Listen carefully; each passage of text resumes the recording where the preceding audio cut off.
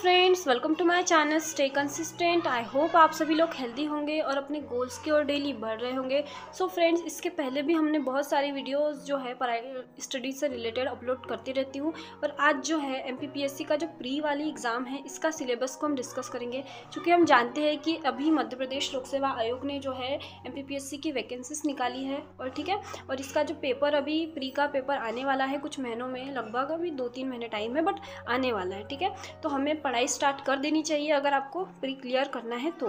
ठीक है, तो ये सिलेबस अब चूँकि अगर हमने अभी पेपर का फॉर्म भरा है तो इतना तो हमें नॉलेज ज़रूर होगा कि किसी भी एग्ज़ाम को क्लियर करने के लिए उसका सिलेबस हमें पता होना बहुत ज़रूरी है। क्योंकि तभी तो हमें पता चलेगा कि उस एग्ज़ाम में हमसे पूछने क्या वाले, वरना हम सब कुछ पढ़ के भी चले जाए बट जो उसके सिलेबस में मेंशन है वही नहीं पढ़ के गए तो कोई फ़ायदा नहीं है पढ़ाई का। ठीक है, तो स्मार्ट स्टडी करना है और सिलेबस को ध्यान में रखते हुए पढ़ना है। तो आज जो है हम प्री का सिलेबस जो है डिकोड करेंगे, यानी कि प्री का सिलेबस देखेंगे। ठीक है, इसको आप थोड़ा इग्नोर ही कर दें, पेंसिल वाला वर्क जो है ये मैंने किया हुआ है खुद से। ठीक है, आप जो है मेन सिलेबस पर फोकस करेंगे। ठीक है, तो चलिए पढ़ना स्टार्ट कर देते हैं। राज्य सेवा प्रारंभिक परीक्षा पाठ्यक्रम, ये हमारा पहला। अब आपको इतना तो पता ही होगा अगर फॉर्म डाला है कि पेपर जो है वो 3 स्टेप में होने वाला है। एक तो है प्री, देन है मेंस और देन है इंटरव्यू। ठीक है, तो अभी हम सिर्फ प्री का सिलेबस देखेंगे। आने वाले वीडियो में हम मेंस का सिलेबस भी अच्छे से देखेंगे, या मैंने चैनल पर पहले भी डाला हुआ है मेंस का सिलेबस, फिर भी हम एक बार और डिकोड करेंगे। अभी हम देख लेते हैं कि ये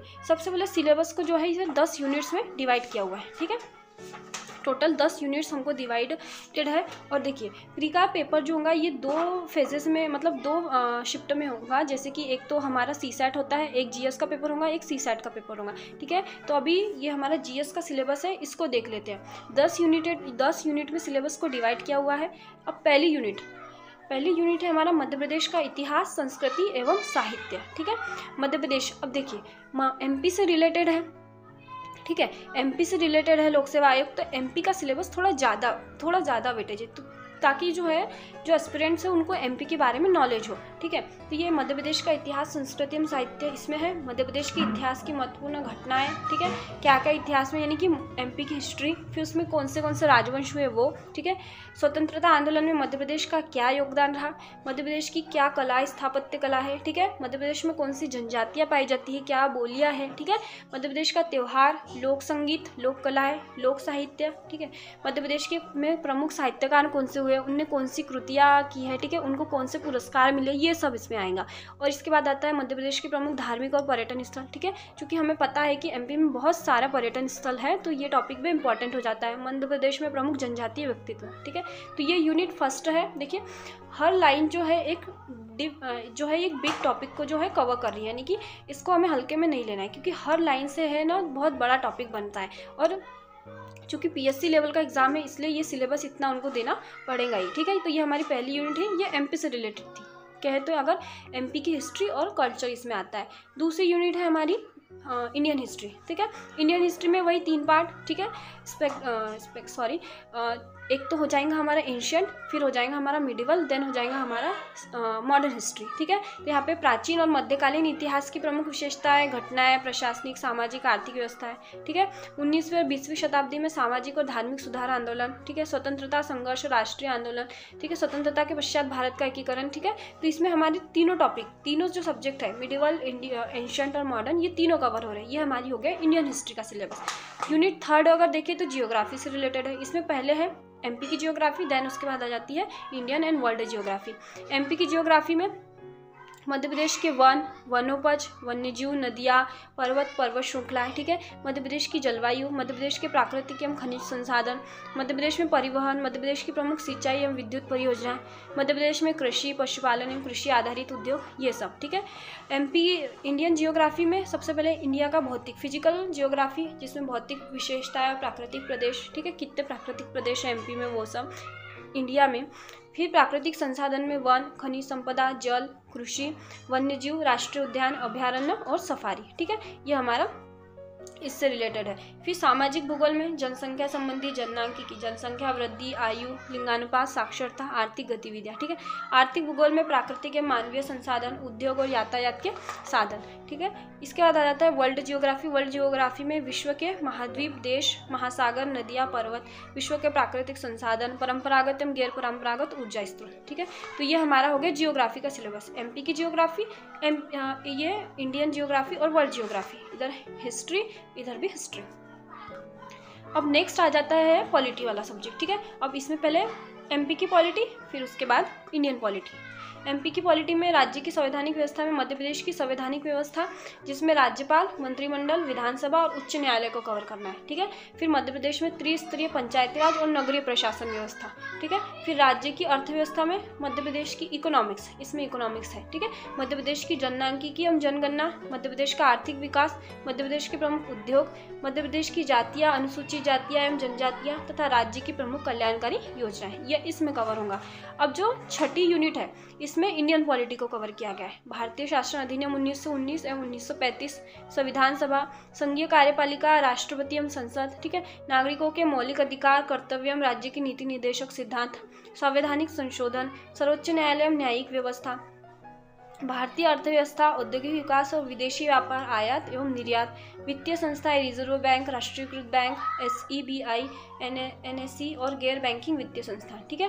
तो ये जो छठी यूनिट है, ये पॉलिटी को, इंडियन पॉलिटी और इंडियन इकोनॉमी को कवर कर रही है, ठीक है। अब नेक्स्ट सातवीं यूनिट को अगर देखें तो सातवीं यूनिट हमारी आ जाती है साइंस से, साइंस एंड इन्वायरमेंट, ठीक है। विज्ञान एवं पर्यावरण में हमें क्या क्या पढ़ना है? विज्ञान के मौलिक सिद्धांत पढ़ने हैं, भारत के प्रमुख वैज्ञानिक संस्थान एवं उनकी उपलब्धियां, उपग्रह एवं अंतरिक्ष प्रौद्योगिकी, पर्यावरण एवं जैव प्रौद्योगिकी, जैव विविधता, पारिस्थितिकीय तंत्र, पोषण, आहार एवं पोषक तत्व, मानव शरीर संरचना, कृषि उत्पाद तकनीक, खाद्य प्रसंस्करण, स्वास्थ्य नीतियाँ, स्वास्थ्य कार्यक्रम, प्रदूषण, प्राकृतिक आपदा एवं प्रबंधन, ये सब हमारा सातवीं यूनिट में, यानी कि इसमें साइंस कवर हो रहा है, ठीक है। अब नेक्स्ट देखते हैं, ठीक है। चलिए अब नेक्स्ट है हमारी आठवीं यूनिट। आठवीं यूनिट हमारी जो है ये इंटरनेशनल और नेशनल करंट अफेयर से रिलेटेड है, ठीक है। इसमें मुख्यतः टॉपिक कौन से? प्रमुख महत्वपूर्ण व्यक्तित्व एवं स्थान, महत्वपूर्ण घटनाएं, भारत एवं मध्य प्रदेश की प्रमुख खेल संस्थाएं, खेल प्रतियोगिता और उनको मिलने वाले पुरस्कार, ठीक है। यानी कि इसमें जो है एमपी करंट अफेयर को पूरा कवर कर रहे हैं और इसमें हमारा स्पोर्ट्स को कवर किया गया। अब नेक्स्ट आ जाता है हमारा 9th यूनिट है सूचना एवं संचार प्रौद्योगिकी, ठीक है। इलेक्ट्रॉनिकी, सूचना एवं संचार प्रौद्योगिकी, robotics, artificial intelligence and cyber security, e governance, internet तथा सोशल नेटवर्किंग साइट्स और ई कॉमर्स, ठीक है। ये 9वीं यूनिट है। अब नेक्स्ट है हमारी 10वीं यूनिट राष्ट्रीय एवं प्रादेशिक संवैधानिक एवं सांविधिक संस्थाएं, ठीक है। ये इसमें हमारे टोटल आयोग दिए हुए हैं, ठीक है। तो भारत निर्वाचन आयोग, राज्य निर्वाचन आयोग, लोक सेवा आयोग, संघ लोक सेवा आयोग, मध्य प्रदेश लोक सेवा आयोग, नियंत्रक एवं महालेखा परीक्षक, नीति आयोग, मानवाधिकार आयोग, महिला आयोग, बाल संरक्षण आयोग, अनुसूचित जाति एवं अनुसूचित जनजाति आयोग, पिछड़ा वर्ग आयोग, सूचना आयोग, सतर्कता आयोग, राष्ट्रीय हरित अधिकरण और खाद्य संरक्षण आयोग, ठीक है। तो ये आयोग जो है मैं इसको बहुत ही अच्छे से आपको डिटेल में आने वाले वीडियोस में पढ़ाने वाली हूँ with my hand written notes, जो मैंने अपने हाथ से नोट्स बनाए हैं उससे मैं आपको पढ़ाऊंगी, जिससे आपके नोट्स भी प्रिपेयर होंगे, आप मेरे साथ बनाते भी चलेंगे और आपको लर्न भी होगा और चीज़ें समझ भी आएंगी, ठीक है। तो ये वाली यूनिट जो है हम आगे आने वाले वीडियोस में जरूर कवर करेंगे, 10th यूनिट, ठीक है।